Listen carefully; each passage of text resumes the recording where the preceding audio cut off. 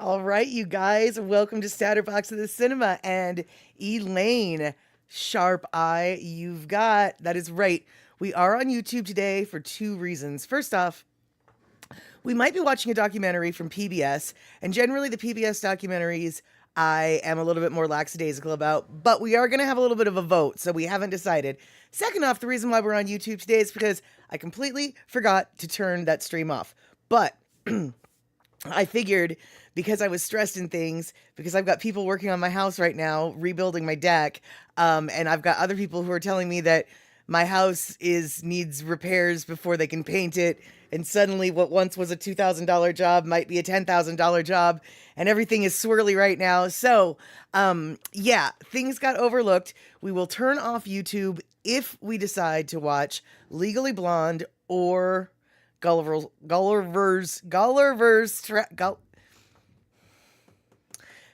Travels. However, the original plan for the evening was we were just going to watch maybe an hour-long show, and what was it going to be called? I'm not going to tell you, apparently. Let's see here. It was going to be called, yes, Skin Stories. It's a PBS Hawaii broadcast. It's only an hour. I thought a nice little hour documentary might be a nice change of plans. It is a holiday weekend, what with Father's Day going on. But if all y'all are in the mood for an actual real life movie, I have those loaded up as well. So before I answer Rick's question, I want to say hello to Gina. I want to say hi to Darlene. I want to say hi to Rick. And Elaine with her sharp eye, I want to say hello to you. And who else we got in the house? Okay, I think that's what we've got. So now, Rick, Jack Black, Gulliver's Travels. You better believe it, baby. Jack Black always seems to be on deck at this house. So, yes, it is the Jack Black, Gulliver's Travels, or it's the first Legally Blonde. You know, I want to say Reese Witherspoon, but I don't think it is. It's that other girl who actually might be Reese Witherspoon, but I'm like completely drawing a blank.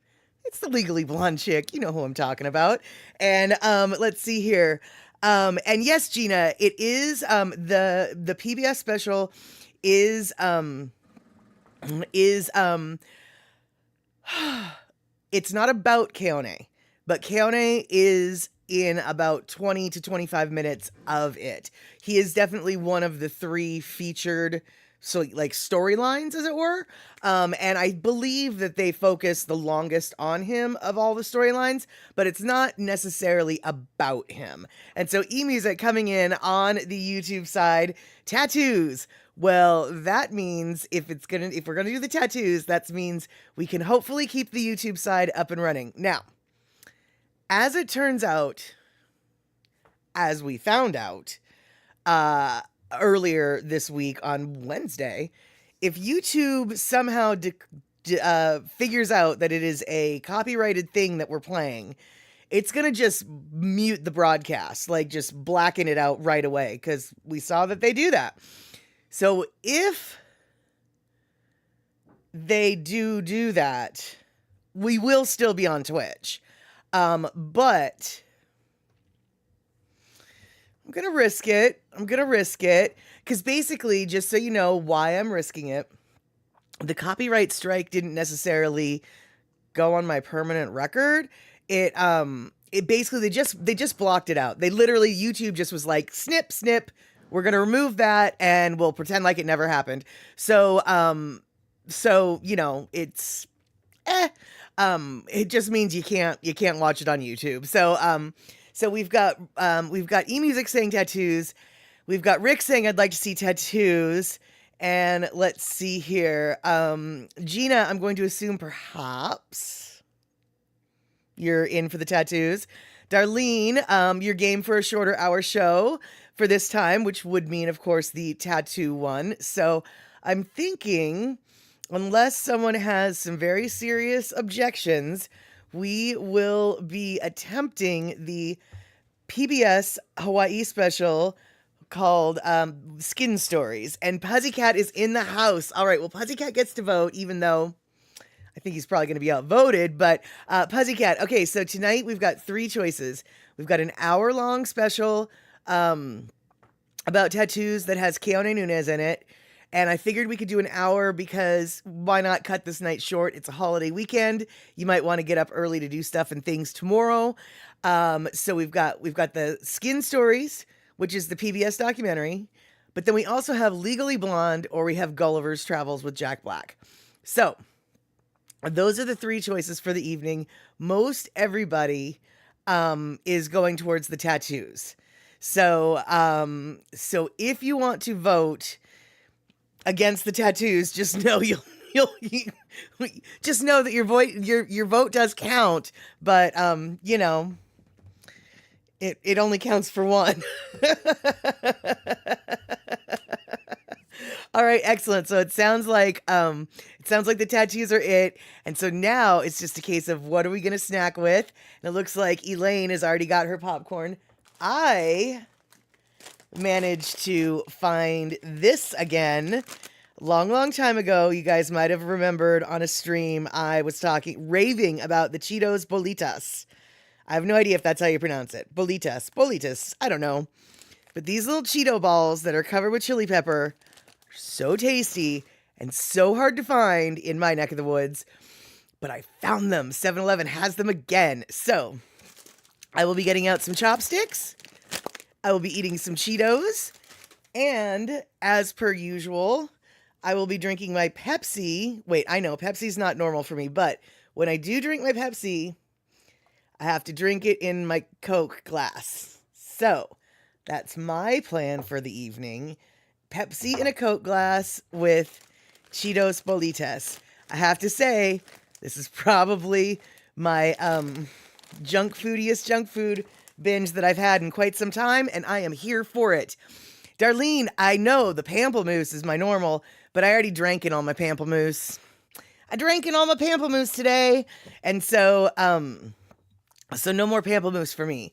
And Rick, I don't want my orange fingers. That's why I use the chopsticks, silly kitten. Chopsticks for Cheetos is how I eat them. Actually, even without the cheese, I like to eat popcorn with chopsticks as well. I don't know why. I'm a weirdo like that. But actually, other friends of mine are also weirdos like that, so I at least know that I'm not the only one. And Gina, you've got Diet Root Beer with Carb Smart chocolate ice cream. And right, whenever it's Carb Smart, you always have to be like, it's not really ice cream, but they're trying to convince me it is. And Darlene, you're pretty full from the visiting we've been doing, so I'm pretty full and a bit tired. Well, perfect then. This is the perfect weekend for just a slightly shorter show. And for those of you who are here on cinema, but not necessarily friends with Darlene on the Facebooks, I've actually been seeing what Darlene's been eating, and it's no wonder her belly is full. And tomorrow, I've got some proof and some pictures of just what Rick and Darlene have been up to this weekend. And we're going to be talking about that. I'm going to be showing their secret stuff. Okay, it's not secret because they sent it to me, but that's okay. That's okay. And let's see here. Pussycat, thank you so much for smashing that like button. And if anybody is, for those of you who are actually on YouTube, because we're going to be breaking the rules today, hit that like button. But just remember, the last time we had a copyright issue, YouTube just came in and blacked the screen out. So if the screen randomly gets blacked out, come on over to the Twitch side. The Twitch side is still going to be up and running. And Rick, thank you so much for gifting a gift sub to Darlene for the 20 months in a row. That is super awesome. I can't believe that we guys are coming up on almost 2 flippin' years together. Super stoked. Elaine, chopsticks only can get 1 popcorn puff at a time on a diet. Well, you can sometimes get 2 at a time. And trust me, if you're really quick, you can like put a bunch of them in your mouth before you finish chewing, right? Now, I will say this. If I have like milk duds in with my popcorn, I definitely do not use the chopstick action. That is full-fledged grab it by the handful, action. So, that's exactly it, eMusic. 2 flippin' fun years. All right, so we've got 2 minutes left until we're about to start the cinema, and I want to say, as a precursor to tomorrow's stream, I do want to thank all y'all who were on my last stream, on the birthday stream where we talked about painting my house, etc., etc. The conversation that we had about painting my house was very important as a precursor. Like,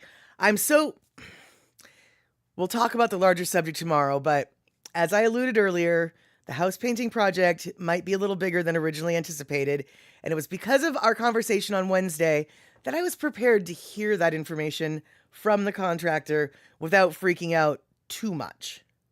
Did I freak out? Oh, yes, but not too much. Like, he didn't know that I was freaking out.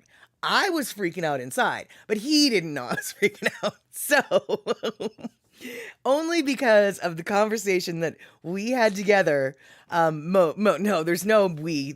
Only because of the reality checks that you all were throwing my way during that conversation was I able to weather the weather the storm as it came at me, so to speak. So, Darlene, it does matter how proficient you are with the chopsticks, for sure, for sure. And Rick, get second and third opinions on that work. Funny you should say that, because we will definitely be getting into that tomorrow as well. And as it turns out, I do actually have second and third opinions all up in my pocket. But once again, we'll talk about that because it's a much longer conversation than we have time for today. So let's see here. Pussycat, oh no, you've had a bad last week. Oh no. Oh my gosh. And you were in the ER, Pussycat. You thought you were going to bite the dust. Oof. Oh no. I am so sorry to hear that, Pussycat. It sounds like you're home though. Are you home? And I'm assuming since you're here, you're probably not going to bite the dust anytime immediately. But you are home. Okay, good. And, not that it's my business, but your wife is there just in case, right? Your wife is within arm's reach. I mean, I suppose if she wasn't, there's nothing I can do about it, but I'm really hoping she is. I mean, I don't mean to be all mother hen, but here I am acting like a mother hen. All right then. So I'm still waiting to see if Pussycat's wife is somehow within arm's reach. But I guess since it is 1 minute after the starting time for the cinema, we can start the cinema and I can still watch the chat to see just who is where and what is why. So we're going to be here for about an hour. This is called Skin Stories, and Sherry is still at the house. Good to know. That's what I'd like to hear, because I know you had the bad week, so it's good to have someone within arm's reach. All right, here we have it, rabbits. We are going to be watching the Hawaii PBS Skin Stories show, and hopefully for those of you on YouTube, you won't be cut off. But if the screen goes black, come on, join us on Twitch. It'll continue. The broadcast will still be broadcasting. All right, then. Here we have it. Doot.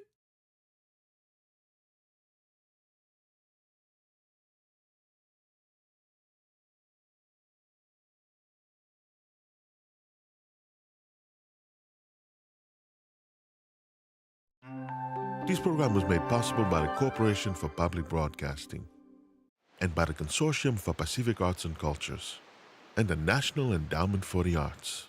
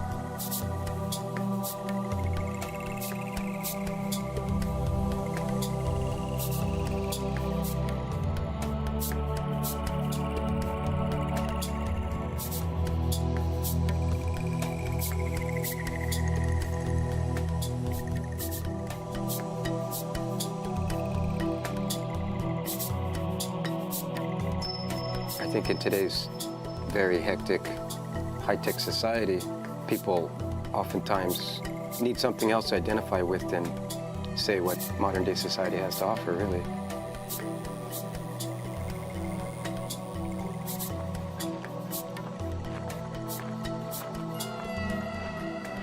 People are drawn to this style of tattooing that I've offered for nearly the last 20 years because of the primal aspect, that it is very primitive. People really like this style because inherently they can see that it's coming from a standpoint of an ancient time period.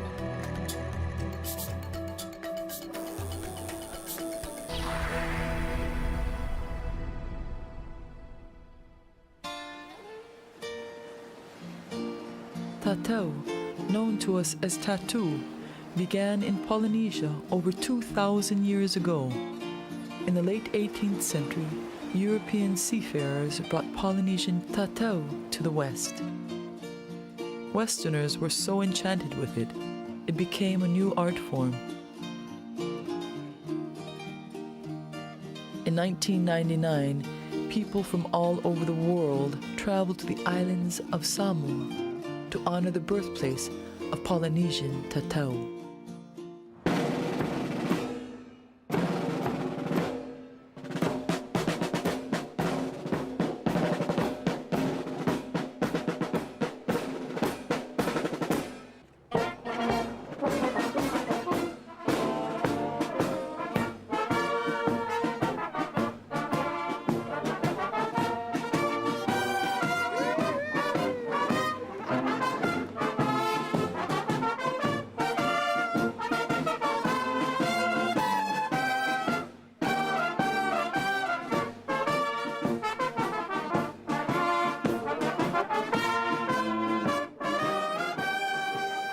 It is indeed my pleasure to address this International Tattooing Convention, which Samoa is... The participants brought with them, inscribed in their skin, reflections of the culture's tattoo has touched.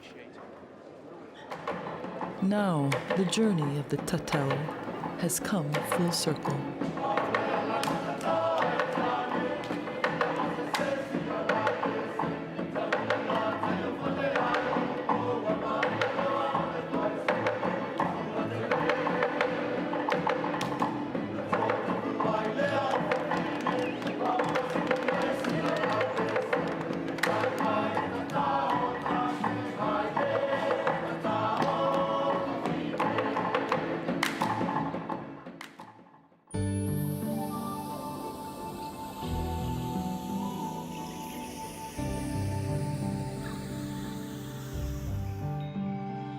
Samoa was the first island that was inhabited by the Polynesian people.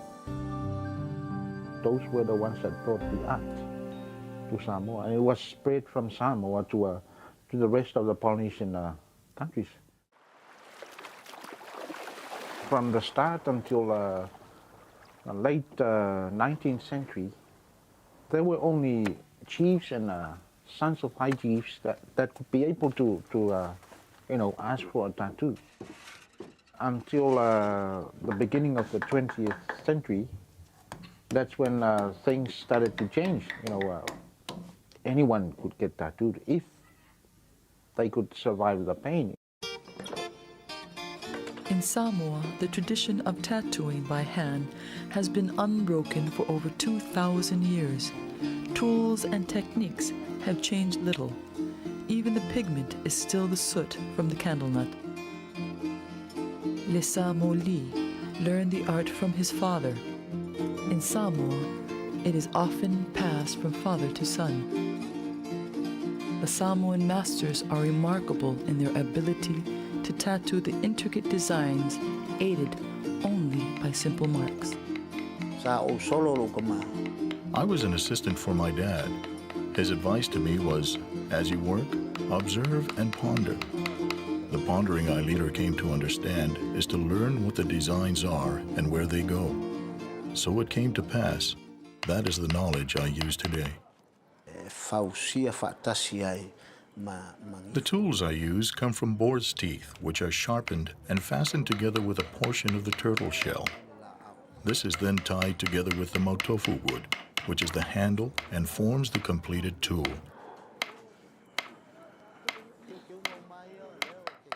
All the designs that I have now are ancient with very little change or addition. That is why we differ with some modern-day Samoan tattoo artists. They not only add on, but alter the original designs.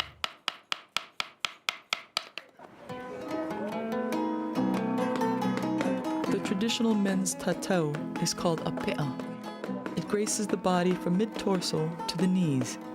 In earlier times, men received their pe'a on the onset of puberty. Today, as then, the experience is arduous and dangerous.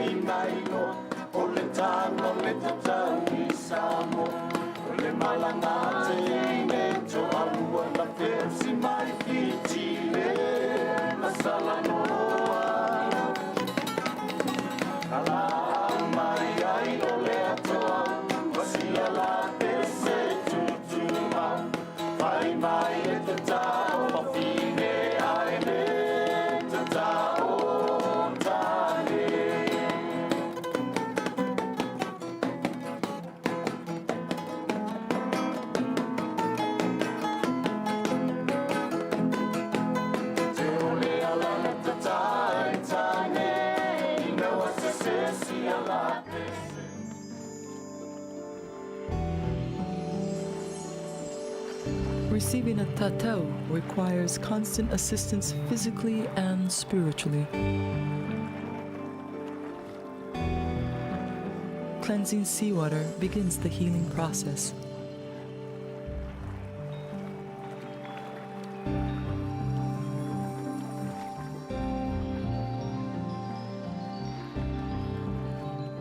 A boat sits atop the overall design. It symbolizes the ocean voyage that brought the original people to Samoa. Inspirations for the images come from nature, sea creatures, flowers, plants, and from the patterns of daily life as seen in their architecture, bark cloth, and basketry. The artist's own designs are etched within the basic pattern to enhance it. The whole design has the appearance of the bat, or as we call it here, the flying fox.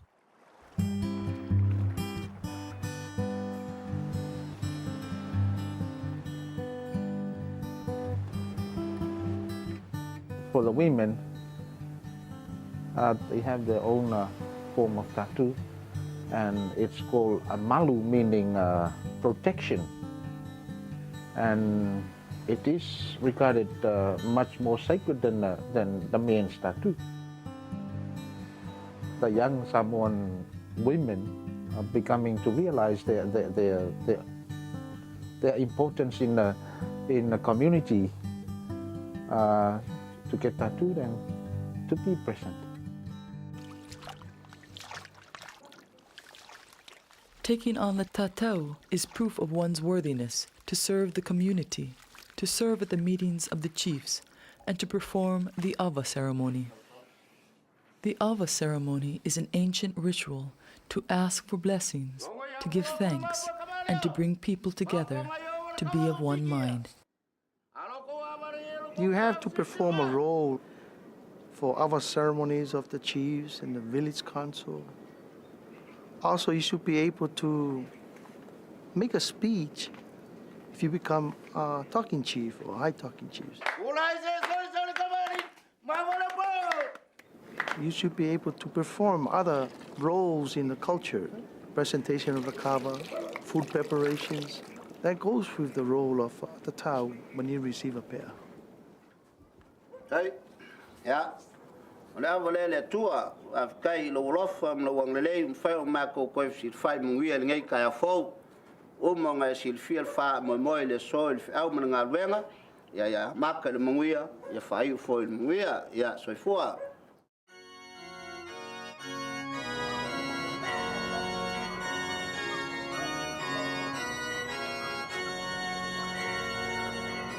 Le kaiming ai le ekalesi. There is a lot of friction concerning the church and our family trade. They hold objection in the spilling of blood associated with our trade. I differ in the sense that the spilling of blood mentioned in the Holy Bible is speaking about wrongful killings, while the distinguished body cloth that epitomized the Samoan spirit nurtured the soul long before religion graced our shores.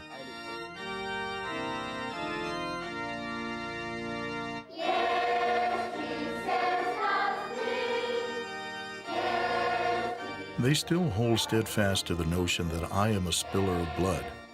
In my view, I did not go out to seek people to be tattooed. They seek my services to perpetuate their pride in our dignified body attire, not to spill the blood. The traditional tattoo is the regal cloth of our Samoan spirit.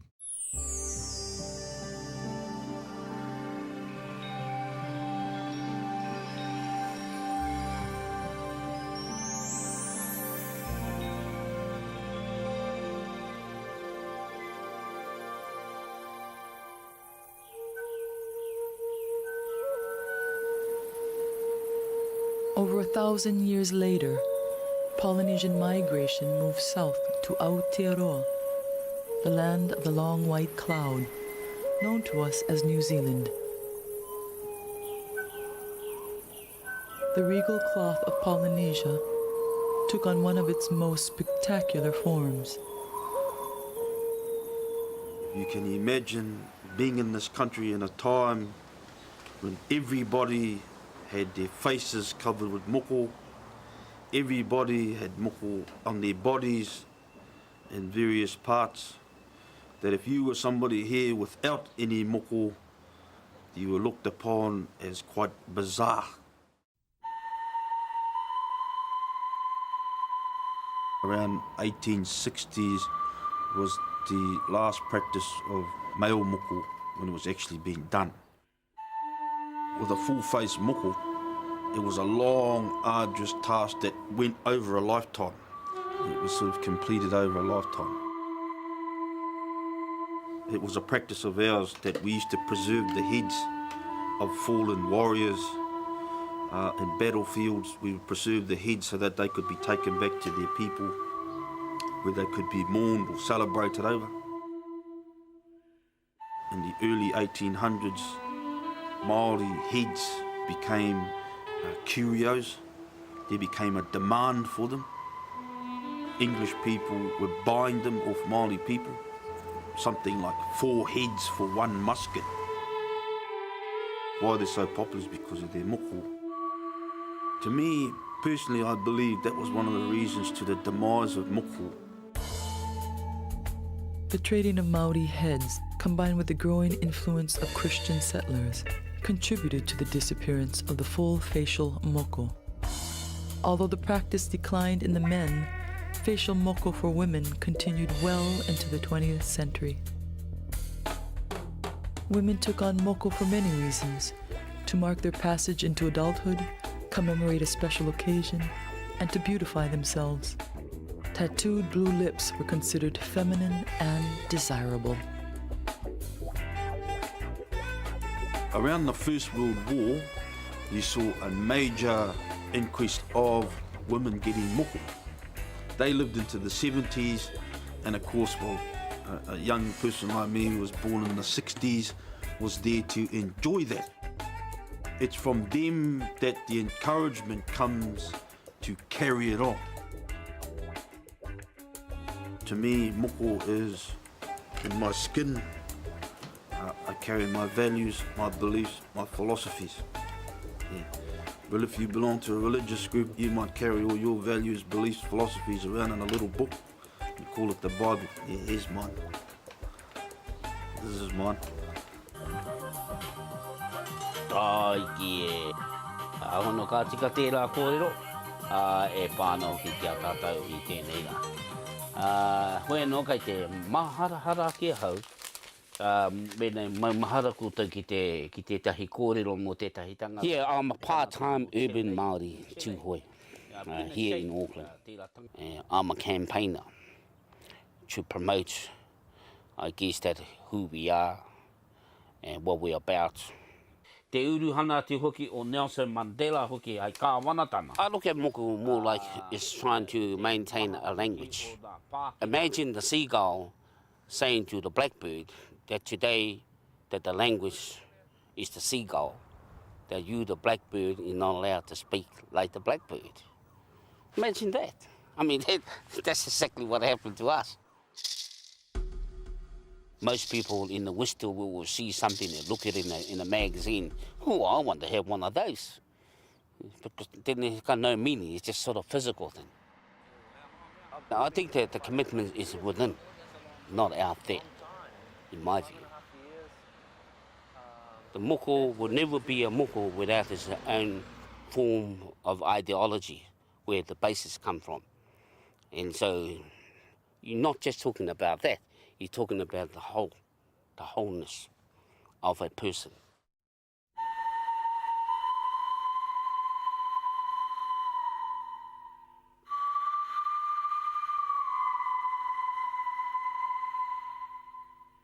The Maori are master carvers. Fantastic and ornate carvings grace all aspects of their lives. Their buildings, war implements, totems, jewelry. Carvers became moko artists. In ancient times, moko was literally carved into the skin, leaving grooved scars.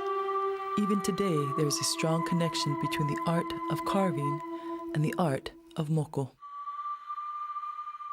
I always like calling myself a carver because that's what I am, and tattooing is just an extension of that. Now we'll just put it down here.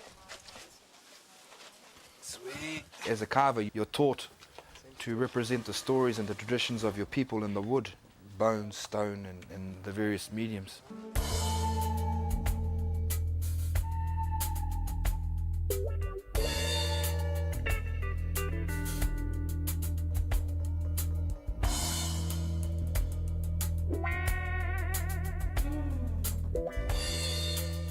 Further on down the track, I got into Māori weapons, which has always been a passion of mine. Because with the weapons, you also tell stories. I mean, you can project without words, but with moves, particular movements, you can tell a story. And you can tell somebody where you're from, and you can tell somebody what your intentions are. Another traditional Maori moko for the men is similar to the Samoan pe'a, mid-torso to the knees. It's called a puhoro. The characteristic design is a spiral on the buttock.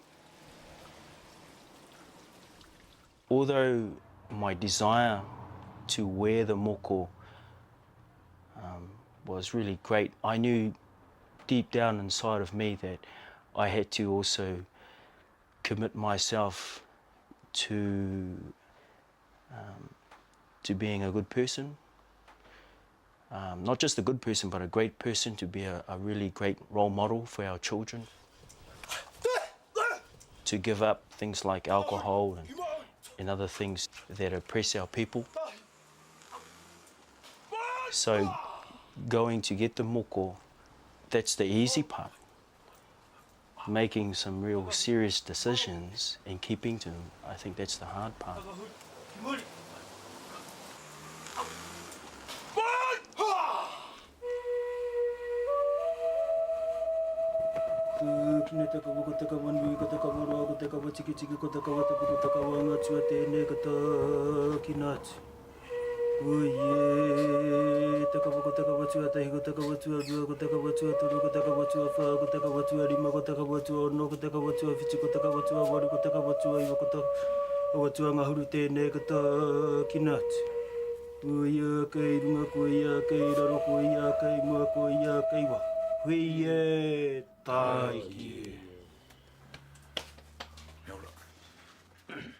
Gordon, as the tattooist, has brought us together, and we share a really awesome brotherhood.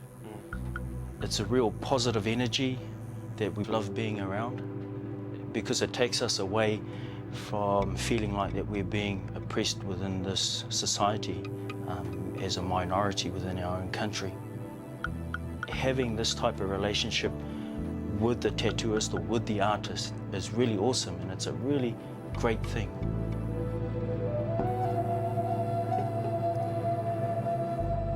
The old days, it was about genealogy, it was about status, it was about who you were. what schools you are affiliated to, what schools of learning. Nowadays, it's about identity. It really is about a re-examination of who you are as a person. When you go through that process and you go through that trip, you get high from it, you know, you literally get high from it. You know, everybody is doing what they can to make this person on the table comfortable. And then at the end of it, when he sits up and you're looking at him and you think, man, that's some really good stuff, you know. And you know, and he walk out and he's living and breathing, you know. It's there with him for wherever he goes. I love walking down the main street of Auckland and having people just bug out. Look at that dude. Some people are intimidated by it and others think it's fantastic. But whatever the reaction, you know, it tells people who you are straight away. As soon as you see it, it's like, ooh, he's a Māori. And, you know, being a fair-skinned Māori, I love that. That they, as soon as, and you see another Māori, kia ora, you know, they say hello to you, they acknowledge you. And I love that. It's something that has been, you know, suppressed over the years, and now it's coming back. People are like, it's not coming back in a gang-related sense, it's coming back in a proud, traditional Māori sense. It's something that we can really call our own, you know. And I treasure that because we ain't got a lot left.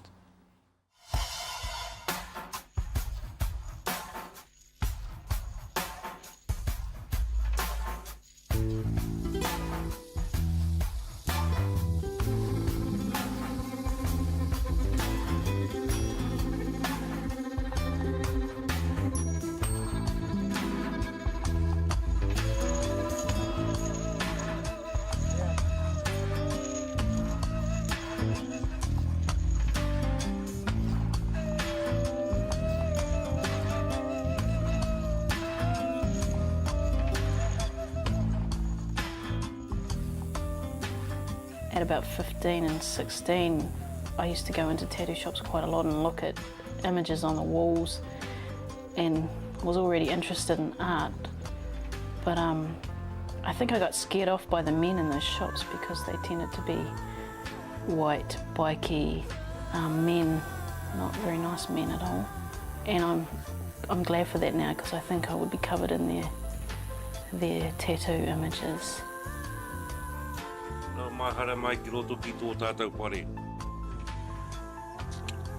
Christine Harvey is one of a handful of women who are now taking up the practice of moko. It wasn't until I was about 18 that I seen my first pūhoro. And I think it was just caught my eye because I went wrapped right around the leg and went right up to his back. And I asked immediately, could I touch it? And he said, yeah. And I was like, wow. And I thought to myself, I want that. Seeing the pūhoro inspired Christine to learn about her Maori background. Profound knowledge of the culture is essential to moko artistry. The design comes from the person that I'm going to work on, what they have to say, where do they come from, what tribe do they come from, what sort of work do they do, family, background, history. Part of wearing moko is affirming that this is where you come from. Those are my ancestors. That's my tribal land. This is my moana, my sea, my maunga, my mountain. And these things are part of me.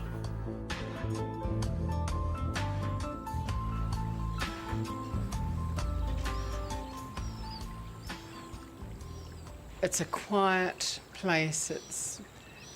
It's a very humbling place. It's a really spiritual place. It's where lots of history happened. Everybody comes here, just everybody. No self-respecting tourist would not come to Rotorua, simply because there's the geothermal activity that they come. And we won't have any misconceptions. People love the scenery, but in the main, people come here to see us as a people.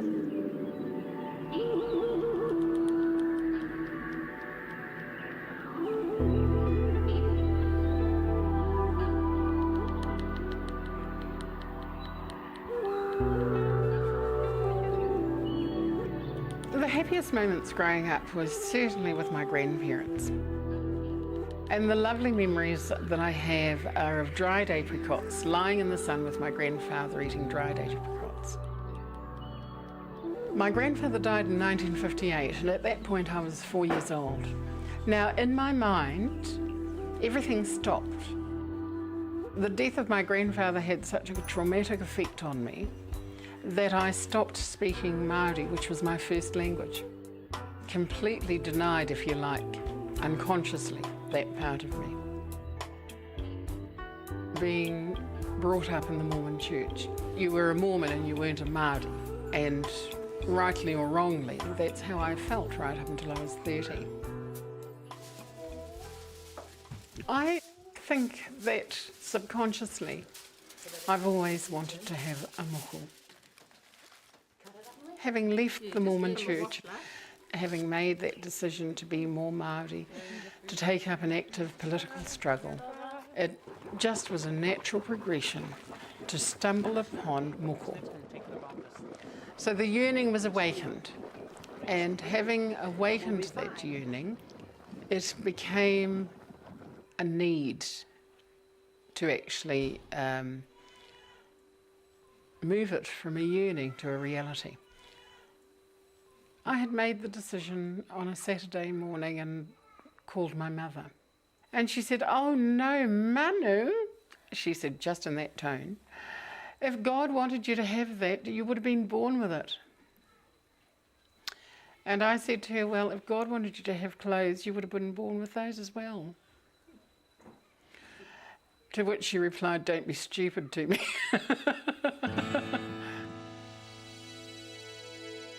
So we had it here. It was important that I had the people that mattered the most around me. There were about 70 people in our home throughout the whole weekend, coming and going, and so it was a big celebration, a weekend of celebration where we laughed and cried and had lots of fun and lots of anguish about how it is that we just about lost this art form. And then there was the jubilation of rekindling it in our own particular family. It was absolutely wonderful.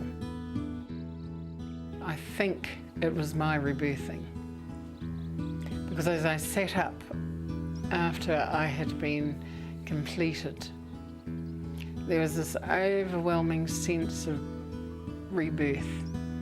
Just, I sat up and the tears just flowed. I sobbed, literally sobbed. I've always thought about it, even when I was very young. I've always thought about a moko. I've always wanted a moko. I played with it a lot, drawing my lips. Yeah, I've always wanted one.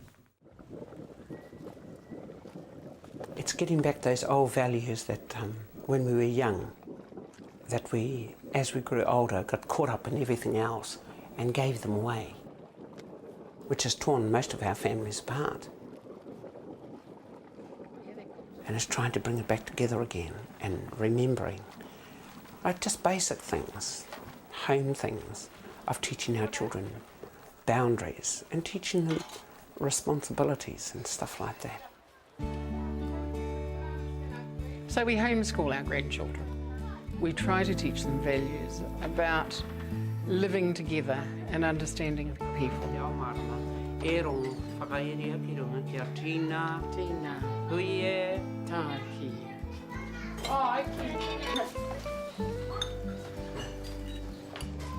We didn't do too well with our own children, so the least we can do is try and break that cycle again by having our grandchildren and working with the parents. For the first 6 months, people would leap out in front of you and stare, and they were always positive comments.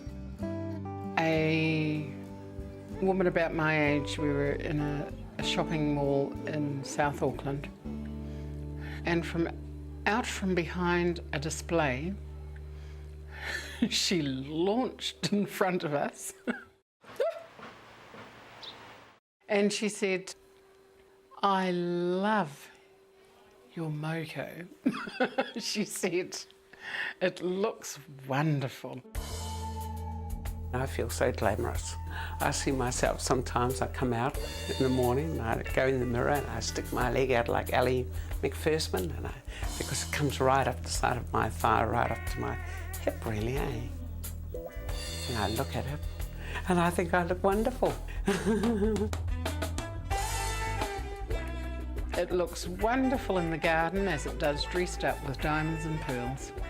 But it looks wonderful just with an old hat and a gardening shirt and a trowel as I'm in the garden tending to the roses. It's at home anywhere, and I'm at home anywhere with it.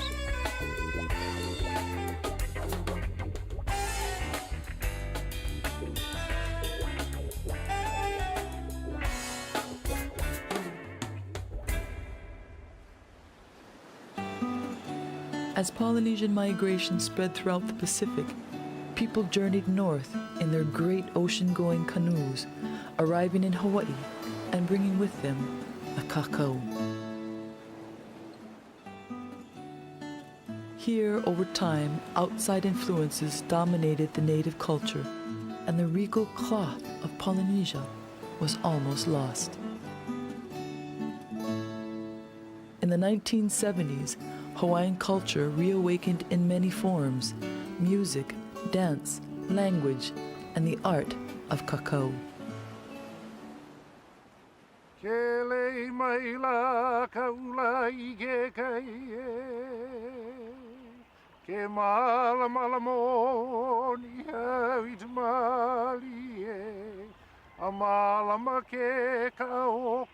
It was back in 1972 that I started to do my first cacao. Back then we just call it tattoo.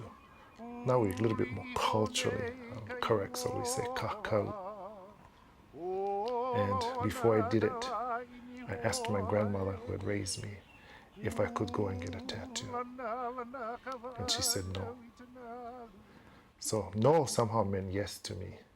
I don't know how it meant yes, but it meant yes to me. So I went and I did the tattoo. But before I did the tattoo, I thought of, okay, what would I like to do?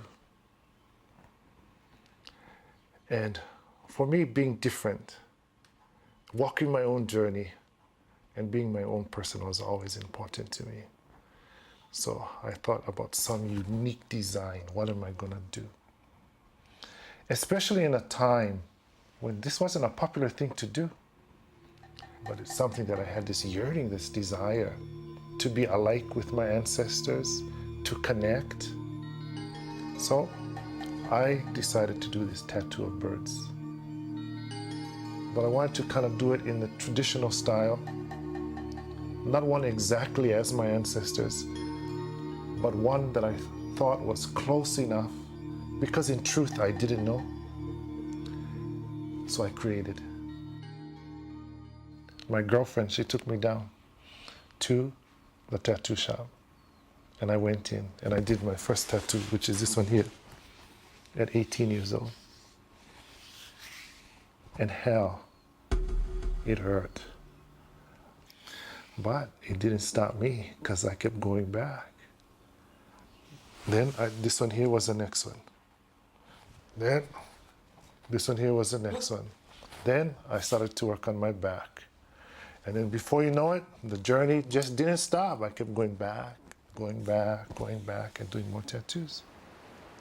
Back then, I was an enigma, in the sense that, who is this guy? What is he trying to do? And I was called, everything from crazy, we say in our language, pupule, and everything else, because of what I was doing. It didn't bother me, because I know I had a purpose.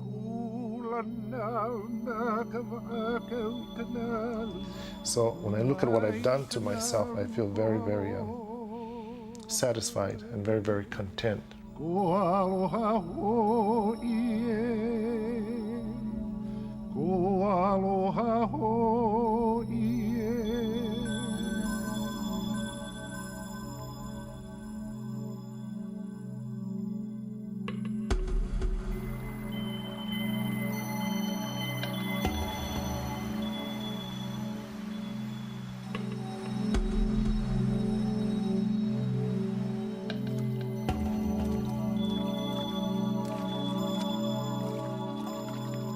first time my grandmother saw these kakao, I said, "Hey, what is that?" When she saw the tattoos, she thought I was crazy. And she said, "Oh no, this one is reaching back into all that bad stuff." And what that read to me was, she saw the devil come out. My grandma is a staunch Catholic. She was born and raised in a time when being Hawaiian was bad. She was the mother whose children came home to her and said, "We cannot talk Hawaiian at home, Ma." The teacher said, "No, we gotta talk English. It's the way of the world now." So she had to stop that. She was born and raised right here, speaking nothing but Hawaiian.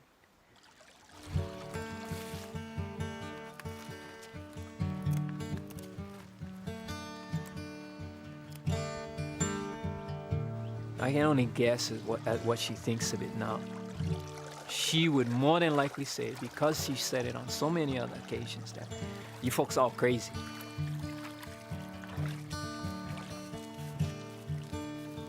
But deep down inside, I think she loves the idea. Kamāmakakaua I kūpa'amahope. Kūpa'amahope. Oga aina. I was just coming into thinking about getting tattooed. Of course, I don't know, it seems like every little boy grows up watching Marlon Brando and doing his motorcycle movies. So everybody wants a tattoo. My uncles had them, U.S. Army, Marines, Bulldogs, all this stuff, you know. So my sister says, "Oh no, he's gonna embarrass the family again. I better get to him. Make sure he doesn't put anything idiotic on, right?" So my older sister introduces me to her friend named Keone. And so like I thought I'm gonna fly down there and he's gonna just put it on me or something, right? He was one that had a design. And he told me, "I want to put this on my body."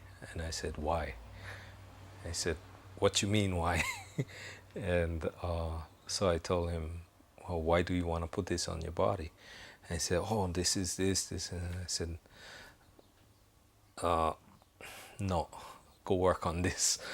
You know, so it's like you're talking to this guy and he's talking to you and you get the feeling like, God, I think I'm stupid or something. Or I think he thinks I'm stupid. I say, what about it, you know? And he never tells you that, but when the questions he asks just makes you question yourself so deep. I asked them a lot of questions to try and get into their mind as to what's the purpose of this? Why is it so important for you at this point in time? So I talked to him some more and he told me that I should do my family research and who they were and learn the language. When I did that and I came back to him with it, he said, "Okay, now you're on the right track." The small one. Ili. 2 or 3 years later, you know, I was finally ready in his eyes to put one on. I put it on his leg. He was the first person that I did a complete tattoo on. I should say a complete alaniho. And so he was also the first person that I tattooed with traditional tools. It is my favorite. The alaniho that I wear is called ama'u. And generally it's a sign of perpetual growth. I wear this sign to remind me to grow perpetually, like these things that grow out here, like the taro.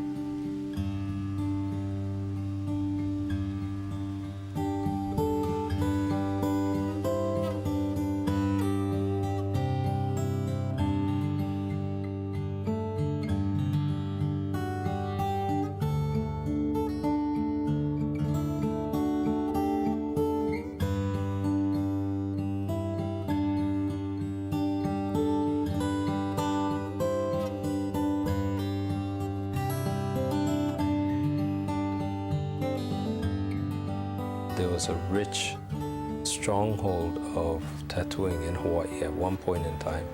And due to societal and political pressures, probably in the later part of the 19th century, that all changed. In some areas, it might have carried on to the early 1920s. Several kupuna told me the names of the designs and what they would look like and what area of the bodies it was put on. There were certain designs that fit on certain areas of the body. Others could go anywhere on the body.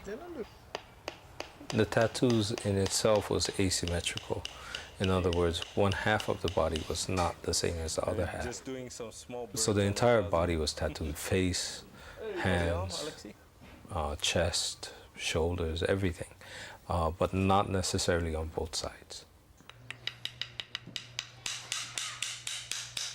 I think it's a much bolder patterning than the Maori and Samoan.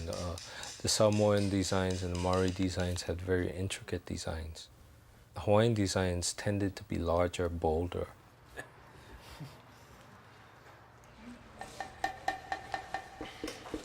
Yeah.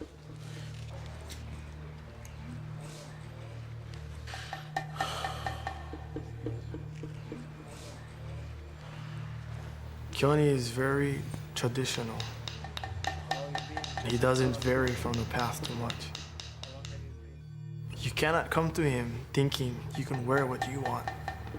You can wear what is appropriate for you.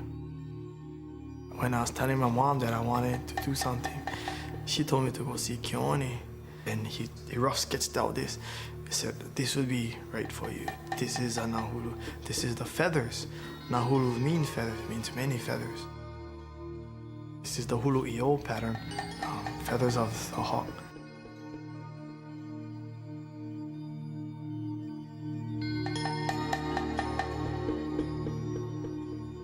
The bottom pattern is the ulana pattern, and that's a weave pattern. That's for the work that I do as a carpenter. Currently now I'm working on my wrist, and he had just completed shading in the neo-neos on my hands. And he's gonna do some more work on my hands, which I'm very anxious to get done.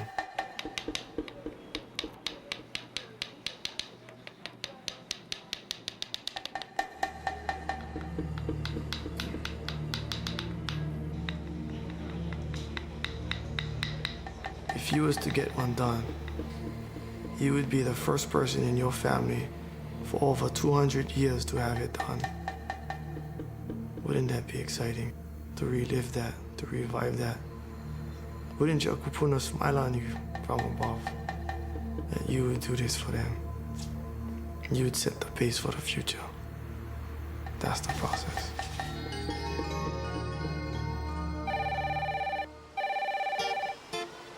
Okay, you know where Palolo McDonald's is? Drive up that street, and then the Jesus is Coming Soon church is gonna be on your right. And then there's a bridge right after that. After the bridge, you gotta drive real slow, otherwise you're gonna miss the turn. Okay, how please? It's on your left. Okay, bye. That's the victim.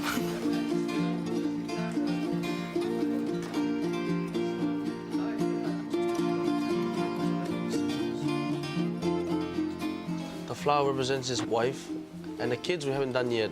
Is it 3 kids? 3, huh? Even till today in Tonga, 3 is a sacred number. And in 3s, everything follows.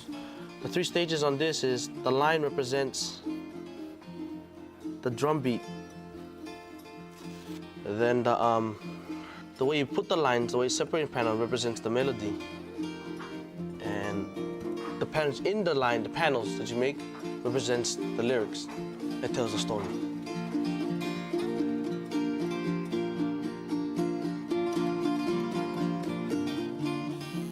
I've done a lot of bad things in the past, and I could have ended up in doing some time in prison and stuff. And I was running to dead ends, and I lost 2 cousins of mine in gang shootings, and I lost one of my favorite uncles here in prison here in Hawaii, and it's just been hell. It was because of that tattooing that kind of pulled me out of it. I was getting ready to put a big old gang piece on me. But I saw this book on Tongan culture, and I saw this guy's thigh in the book, tattooed from his hips to his knee. And ever since that, I just fell in love with it. Changed my course of tattooing, and I went to more Polynesian style. At first, my auntie and them was kind of negative about it, but when they seen it, it was just, wow, beautiful. My grandma is very excited about it. My dad is non-stop talking about it. The Tongan people around it, they just go around telling, yeah, it's beautiful.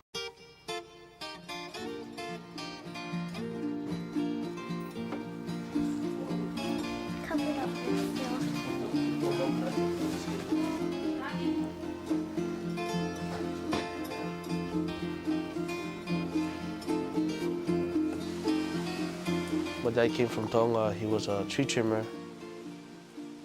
He used a lot of machetes, and then from there he moved up using masonry tools. And from there we just built a business in America.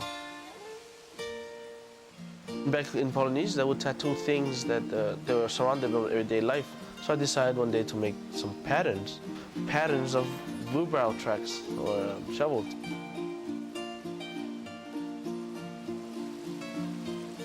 So I used a lot of cement trowels, machetes, a lot of even stone wall, even rocks.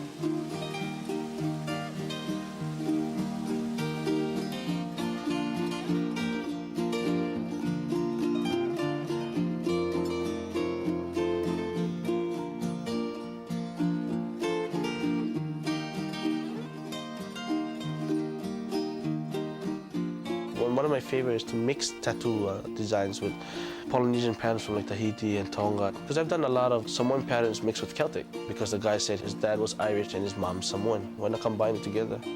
It's nice. New style of tattooing, new tribal.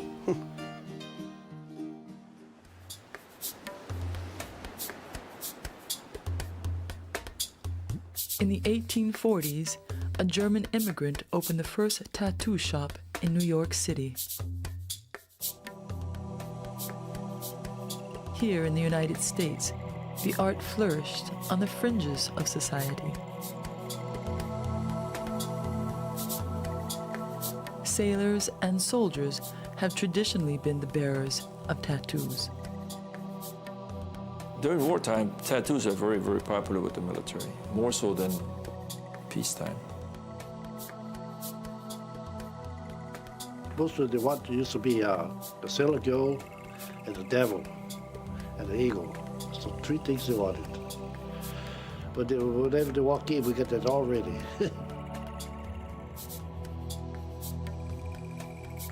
Maybe in the back of their mind, if something happens to them, that they'll find their body, it's their body. That'd be one reason.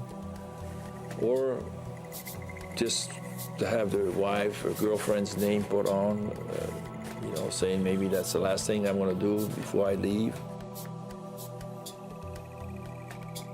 Back in the early days, we were classified as just the scum of the world, more or less. People working behind stairwells and back inside of a barn or a bar or something like that, Now it's out in the open where it should be.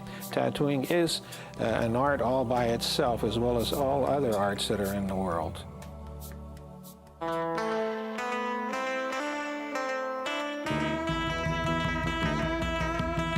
Tattoos have again captivated our imaginations. Here, the art, unleashed from an ancient tradition, has developed into a very personal choice. The designs available are as varied as the individual reasons for getting them. The regal cloth of Polynesia has become a patchwork quilt.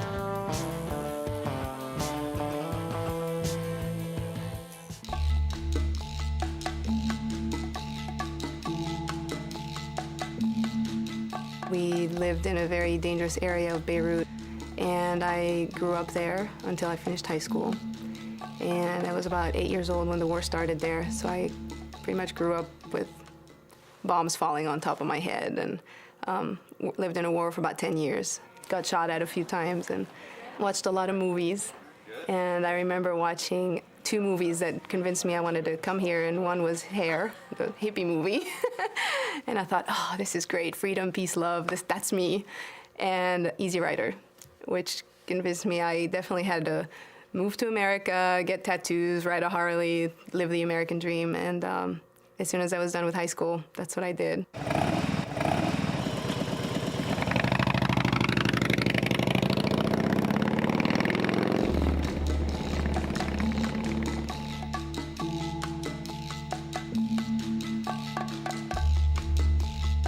The first, 2-3 decades of my adult life were so focused on conformity with society, adapting and adopting the social dance that's going on, to put a roof over our heads, to feed my kids.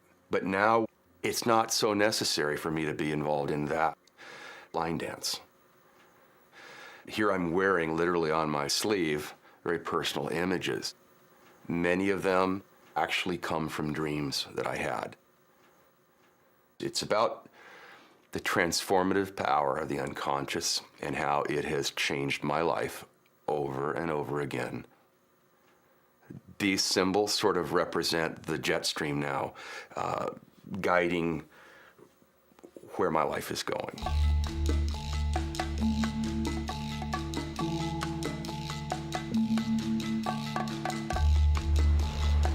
My first experience with tattoo had to do with coming up with a way to cover a scar that was the result of emergency surgery. When I would look at my body, it would remind me of the experience, and I had come to the decision that one incredibly beautiful way to deal with this would be through tattoo. So I began toying with the idea of great blue herons, and then perhaps something with the wings could be done so that it could cross over in an arch and cover the scar. And it, in fact, not only covered the scar, but it covered the scar in a way that is just incredibly beautiful. I can look at my own body and see beauty. In many ways, that's, I think, transformative in and of itself, both on the outer level in how I perceive myself, and at a very fundamental and deep level. What's done with and to this very thin membrane that separates the outer and the inner is a very profound thing.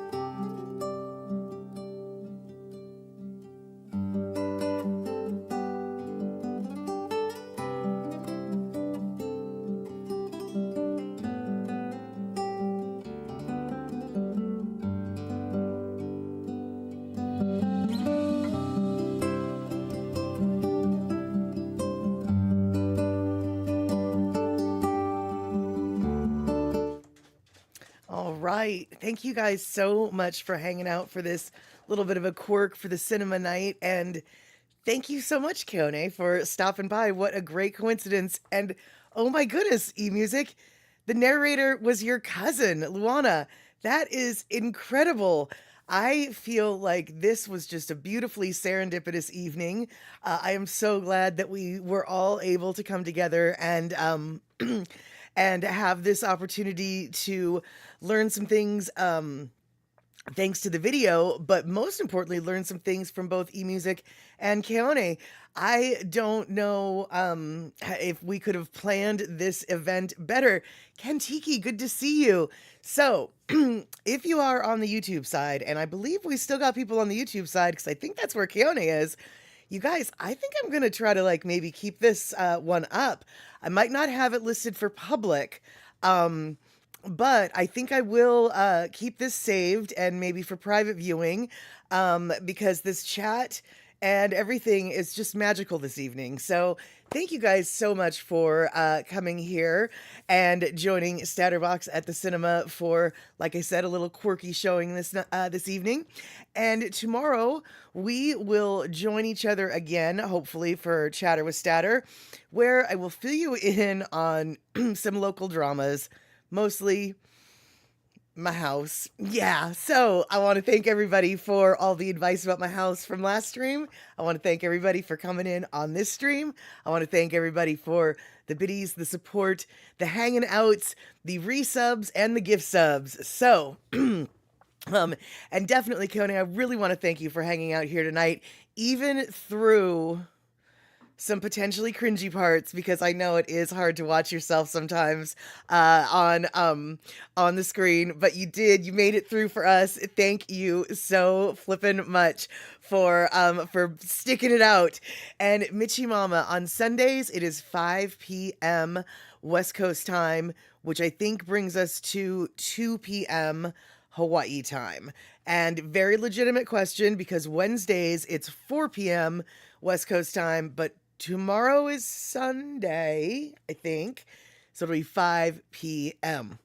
All right, we're going out about an hour early today, so enjoy that extra hour for your evening, or in Keone's case, enjoy the Sunday morning that you are enjoying right now, and we will see each other soon, I'm sure. All right, y'all, take care.